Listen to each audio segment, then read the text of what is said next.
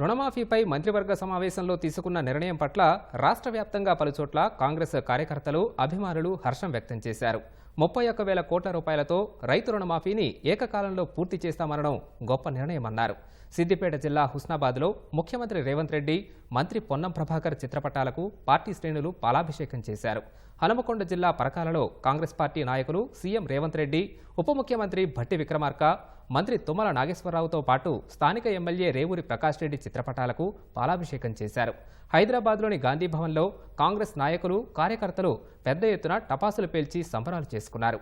వేములవాడలో కాంగ్రెస్ నేతలతో కలిసి ప్రభుత్వ విప్ ఆది శ్రీనివాస్ ముఖ్యమంత్రి చిత్రపటానికి పాలాభిషేకం చేశారు. రైతులకు ఇంత పెద్ద మొత్తంలో సహకారం అందించాలన్న ఆలోచన ఏ ప్రభుత్వానికి రాలేదని ఆయన పేర్కొన్నారు. ఇచ్చిన మాటకు కట్టుబడి ఉండి తెలంగాణ రాష్ట్రంలో రైతులకు 2 లక్షల రూపాయల రైతు రుణమాఫీ చేస్తామన్న దాన్ని నిన్న ఏకగ్రీవంగా తీర్మానం చేసి ఇంచుమించు 5 సంవత్సరాల్లో రైతు తీసుకున్నటువంటి 2 లక్షల రుణమాఫీను ఏకకాలంలో మాఫీ చేస్తామనే మాట సాహసోపేతమైనటువంటి నిర్ణయం. భారతదేశంలో ఇప్పటివరకు ఏ రాష్ట్రంలో కూడా ఇంత పెద్ద ఎత్తున రైతులకు సహకారం అందించాలి, రైతు రుణమాఫీ చేయాలని చెప్పిన ఆలోచన ఏ ప్రభుత్వానికి రాని పరిస్థితుల్లో దాన్ని ఈరోజు ఆగస్టు 15వ తేదీ లోపల గౌరవ ముఖ్యమంత్రి రేవంత్ రెడ్డి గారికి ప్రజల పక్షాన, రైతుల పక్షాన ధన్యవాదాలు తెలియజేస్తున్నాం.